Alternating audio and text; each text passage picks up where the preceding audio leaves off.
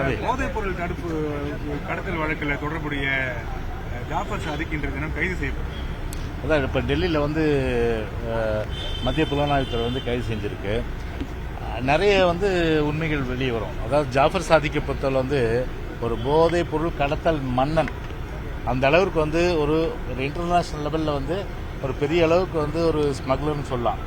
அப்படிப்பட்ட ஒரு பார்த்தீங்கன்னா இன்னைக்கு கடந்த காலங்களில் தமிழ்நாட்டிலேயே வந்து அவரால் வந்து போதைப் பொருளாக நடமாடி சமுதாயம் சீரழிந்து கெட்டு இந்த மாதிரி வந்து எக்கேடு கெட்டு போனால் பணம் ஒன்றே குறிக்கோளாக கொண்டு செயல்படுற ஒருத்தரை திமுக அவருக்கு வந்து ஒரு அயலக பிரிவு ஒரு பொறுப்பு கொடுத்து அழகு பார்த்தது. அதன் பிறகு கை செய்யப்பட்ட பிறகு வந்து நீக்கிறாங்க.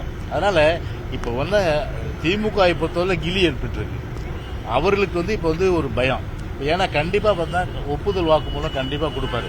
அதில் நிறைய விஷயங்கள் வந்து பார்த்தீங்கன்னா திமுகவில் யாரெல்லாம் தொடர்பு இருக்கு, அதாவது வந்து அமைச்சர் பெருமக்கள், அதே போன்று சட்டமன்ற நாடாளுமன்ற உறுப்பினர்கள், அப்புறம் வந்து அதனுடைய முதன்மை குடும்பம், அந்த முதன்மை குடும்பத்திற்கு எந்த அளவுக்கு இவர்களோட தொடர்பு இந்த கடத்தல் மன்னோட என்பதெல்லாம் வந்து வெட்ட வெளிச்சமாக வரும். அதனால வந்து இன்னைக்கு தமிழ்நாடு மட்டுமல்ல, இன்னைக்கு வந்து ஒரு இந்தியாவே வந்து ஒரு தலைகுனியக்கூடிய வகையில் இந்த மாதிரி வந்து ஒரு கடத்தல் மன்னன் வந்து இந்த கடந்த காலங்களில் பல்வேறு குற்றங்கள் 26 குற்றங்கள், அந்த 26 குற்றங்கள் புரிந்த ஒருத்தர் இன்னைக்கு டிஜிபியே வந்து அவருக்கு வந்து ஒரு சான்று ஒரு அவார்டு கொடுக்குறாருன்னு சொன்னா இன்னைக்கு அதை விட வந்து ஒரு மோசமான ஒரு ஆட்சி இன்றைக்கு தமிழ்நாட்டில் இருக்க முடியாது.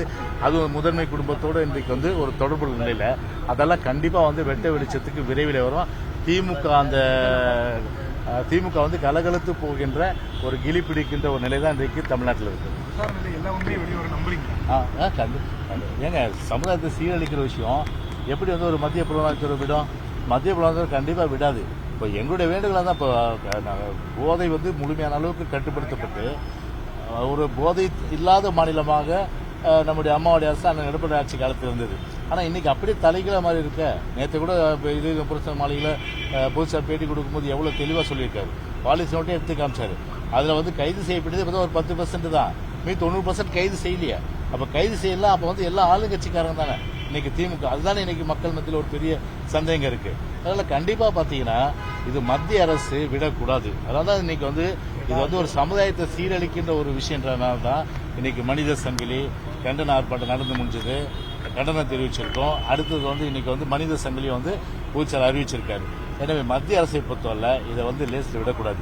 கடுமையான அளவுக்கு இந்த நடவடிக்கை எடுத்து இதில் சம்பந்தப்பட்டவங்க அவரோட தொடர்புடையவங்க அத்தனை பேருமே வந்து ஒரு வழக்கு தொடுத்து சிறைக்கு அனுப்பி இதன் மூலம் வந்து ஒரு பெரிய பாடத்தை வந்து இந்த போதை ஒழிப்பு இந்த ஒரு திமுக போதை ஒழிக்கின்ற ஒரு நிகழ்வாக மத்திய அரசு செயல்பட வேண்டும் என்றுதான் இன்றைக்கு மக்கள் எதிர்பார்க்கிறாங்க. ஆமா கண்டிப்பா ஏங்க ஒரு இதுவரை வெளிவராத பல செய்திகள் நிச்சயமா இந்த விசாரணைக்கு பின்பு பல உண்மைகள் வெளியே கண்டிப்பா வரும்.